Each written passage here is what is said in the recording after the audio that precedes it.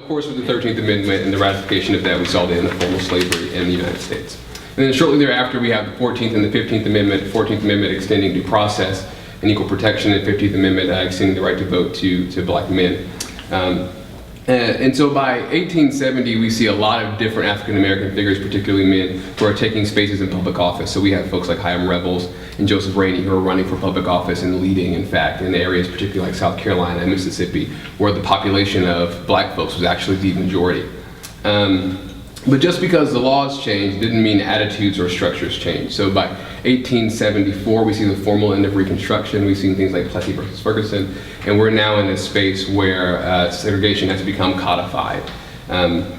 Illegally sanctioned segregation, federal troops were removed from the South and really left the southern states to their own devices. And in that space, we saw the rise of Jim Crow. So by 1890, segregationist laws had been codified in states in the South. And in the context of voting, especially things like jelly bean tests, things like literacy tests, poll taxes, and grandfather clauses alienated an entire group of people from enfranchisement. From 1890 roughly until about 1850, America existed in this period where we had almost relapsed into a form of type of slavery. W.B. Du Bois makes this comment. He says, the black folks were freed for a minute, stood a moment in the sun, and were cast right back into slavery. And that's what happened between that period, between the end of formal slavery and we see about 1850 to 1865. Of course, with 1953, we see Brown versus Board of Education, ending segregation in public schools. Shortly after, we see the Voting Rights Act and the Civil Rights Act in 64 and 65. And that really brings us to this Lawrence piece, I think. Contemporarily, he wrote this piece, or painted this piece, excuse me, in 1974, really in an effort for the American Bicentennial in 1976. Do you think Lawrence was making any particular statement by addressing voting in the 20s when we just passed the Voting Rights Act in 65? People's mentalities and ideologies are still stuck in the 20s. And you know, things that we're dealing with now remind me of things that my mother dealt with back in the 50s and 60s, and the things that they're dealing with in the 70s, you know, take them back to that period in the 20s. Exactly. This could be voters voting for the first time in the 1920s in the North, or voters reasserting the right to vote again in 65, or perhaps voters in 2015 facing other challenges and access to the ballot. Desegregation simply suggests that groups have access to institutions and systems. Integration, on the other hand, suggests that groups have equal access to those institutions and structures. To say that differently, when we think about desegregation, we assume there is a model of some sort, and there is a majority model that other folks then will assimilate to or acculturate. In the case of America, that model was likely heteronormative, it was likely Eurocentric, it was likely wealthy, and it was likely patriarchal. That model then informed how society would operate. And in order to be desegregated, you had to fit and work in the confines of that model. Integration, on the other hand, suggests there is a multicultural model that exists, wherein a multitude of values and perspectives and ideas and opinions inform how we operate as a society. So there's not one dominant opinion, idea, or perspective that we all have to adjust to. There is a model that is informed by tons of different ideas and people, and we allow people to exist in that space openly and freely. My argument is that we don't have an integrated society. We have a desegregated society. For folks who are naysayers to the notion that we are not integrated, I just want to give you a little bit of facts, some contemporary information. So as we think about things like housing and income inequality, among the number of factors that reduce wealth in the black community, FAA, redlining, restrictive covenants, and exploitative contracts and selling practices in the 50s now inform the opportunities to develop generational wealth in the black community, which has left black folks behind majority groups in income and wealth. We see huge gaps, multiplied 10 times in between the wealth of your average black family and your average white American family. When you think about issues like education equity, we note that the achievement gap between black students on national assessments and white students on national assessments are huge. And even though those gaps are beginning to close, there are still gaps that are untenable for an integrated society. And as we think about things like criminal justice, particularly examining the case in Ferguson in New York City, in places like LA, we find that black men are not only stopped and frisked more, arrested more, and convicted more, they are punished at disproportionate rates for similar crimes. 1 in 15 African American men are in prison. 1 in 36 Hispanic men are in prison. 1 in every 106 white men are currently in prison. But we also know that in terms of high uses of drugs, the contraband hit for white folks is much higher than the contraband hit for black folks. So if people are committing the same crimes, white folks are committing them at higher rates, yet black and brown bodies are being trapped in prison cells at a disproportionate rate. That doesn't speak to integration. It merely speaks to desegregation. There is a model that these black and brown bodies are not fitting into. And lastly, to the piece itself, I want to just talk about voting rights. So we're seeing that some folks would characterize as an assault on access to the ballot. We're seeing the disproportionate access of the ballot for low-income Americans, racial and ethnic minorities, elderly, and folks with disabilities. Things like shortened voting periods, limits on same-day voter registration, and even the opportunity to have ID at the ballot is restricting people's access to have a say in who governs them. And in fact, that is because the individuals who are governing now are part of that majority culture and are having a hard time figuring out how to create this integrated society. When you think about Chattanooga, do you think we're an integrated community or merely a desegregated society? It says a lot about income inequality in Chattanooga, that most of the time I'm the only white person on the bus. And it's also my choice to ride the bus. I chose to sell my car. I chose to get a car to bus pass.